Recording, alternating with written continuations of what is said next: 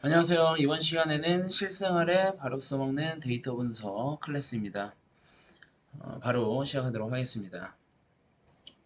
일단 데이터 분석 어떻게 시작해야 할까? 이야기를 해보죠. 그러니까 데이터 분석이라는 걸 여러분들이 하려면 공부해야 될 게 굉장히 많아요. 그러니까 뭐 프로그래밍 당연히 해야 되고요. 프로그래밍도 뭐 한두 개가 아니라고 여러분들이 알고 있을 겁니다. 뭐 이런 것들 다 해야 되나? 뭐 이렇게 생각이 들고, 그 다음에 데이터 분석 이론 당연히 공부해야죠.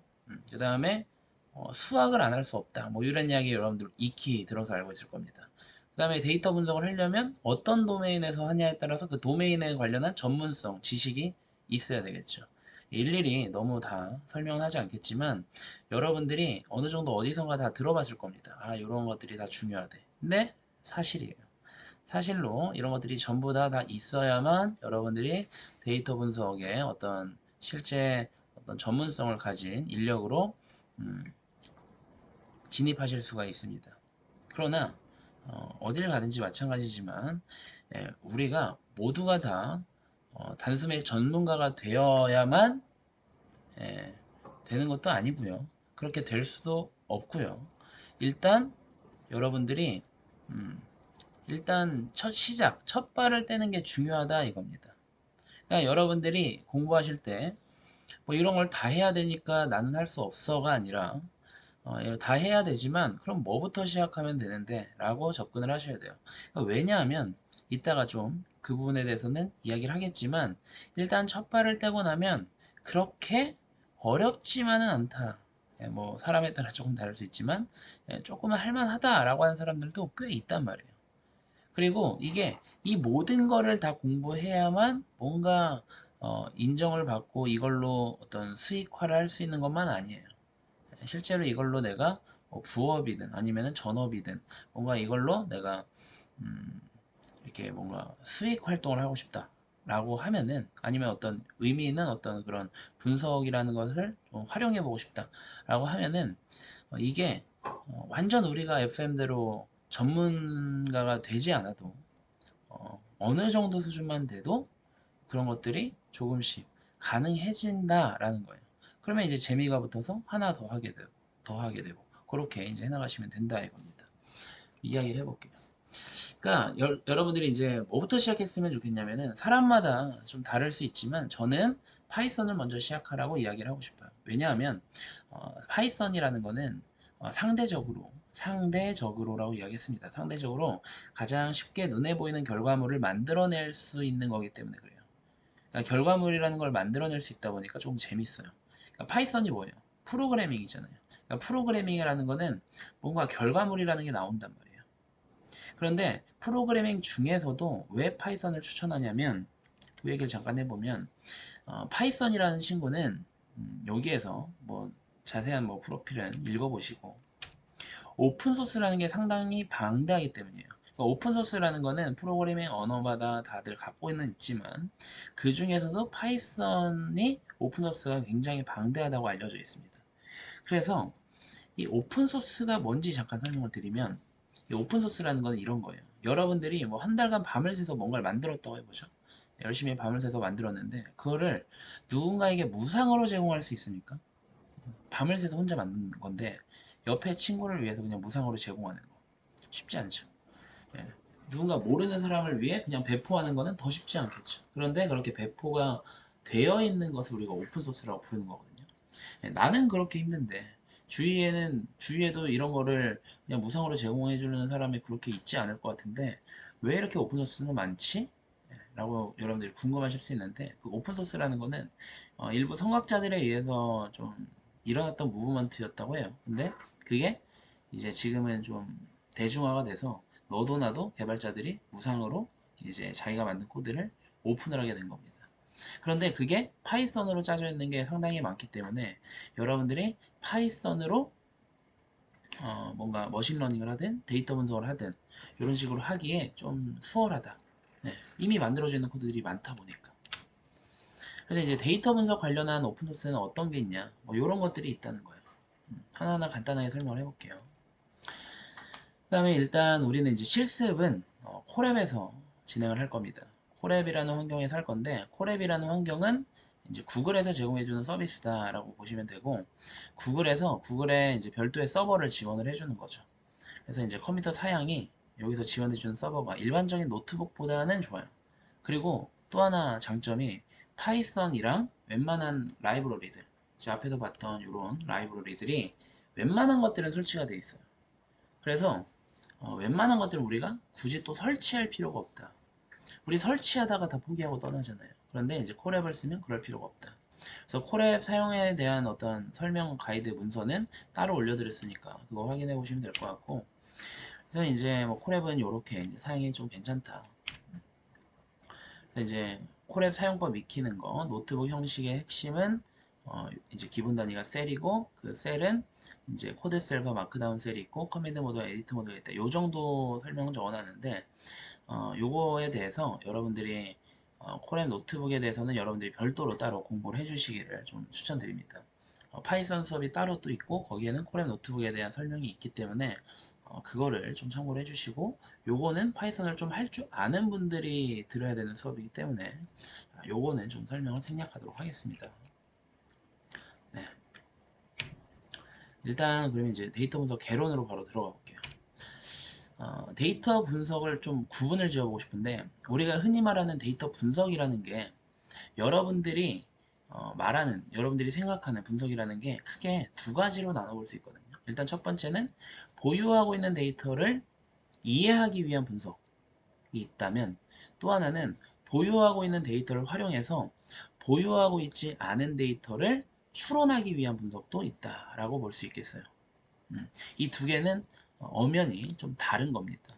그래서 두 개를 따로 떼어놓고 여러분들이 생각할 줄 알아야 돼요.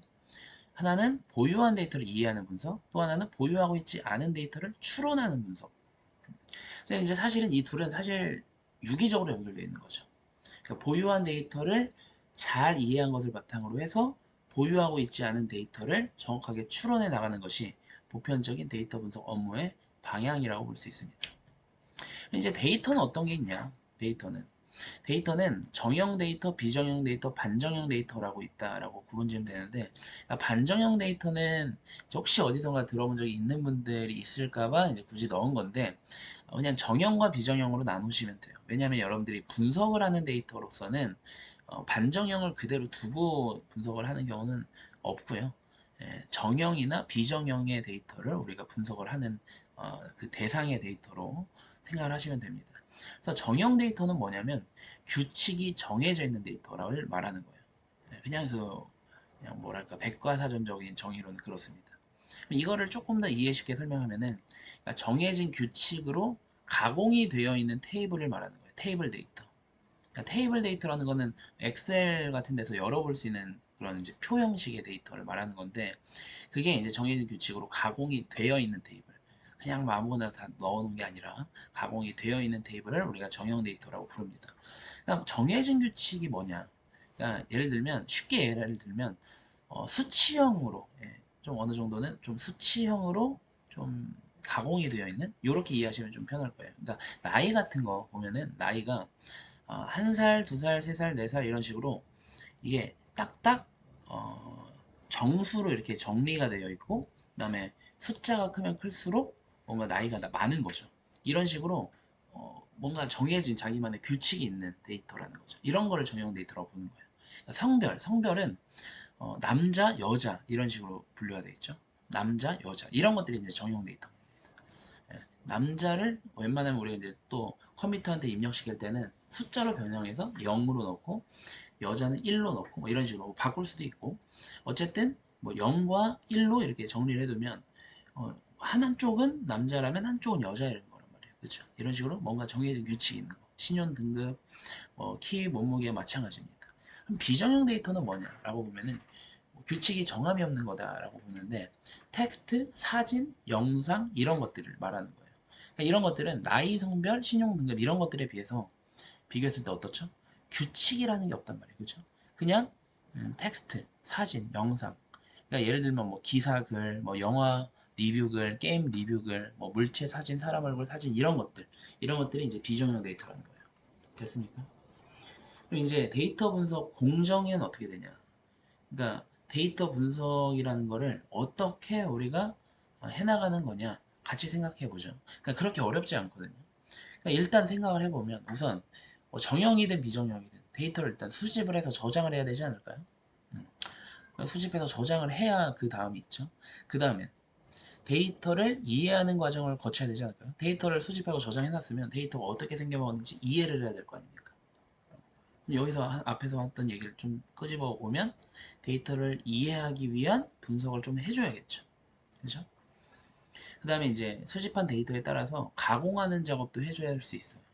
그러니까 만약에 딱 수집을 했는데 그냥 딱 바로 분석하면 되게끔 바로 뭔가 추론이 나오는 그런 데이터일 수도 있지만 웬만한 경우에는 뭔가 가공이라는 걸 해줘야 될 수 있단 말이에요. 그죠? 그 다음에 그런 작업을 다 하고 나면 궁극적으로 우리가 하고 싶던 추론이라는 걸 할 수 있는 거죠. 그러니까 기존에 있는 데이터를 이해한 걸 바탕으로 뭔가 미지의 데이터, 뭔가 과거 데이터를 가지고 미래 데이터라든지 표본 집단을 가지고 모 집단이라든지 뭔가 추론이라는 걸 시작할 수 있는 거죠. 이러한 일련의 과정을 데이터 분석 파이프라인이라고 부릅니다. 그래서 보면은 이제 데이터 수집, 저장, 그다음에 탐색, 가공, 추론 이런 식으로 이어지는 거죠. 네, 이런 공정을 우리가 파이프라인이라고 부르고요.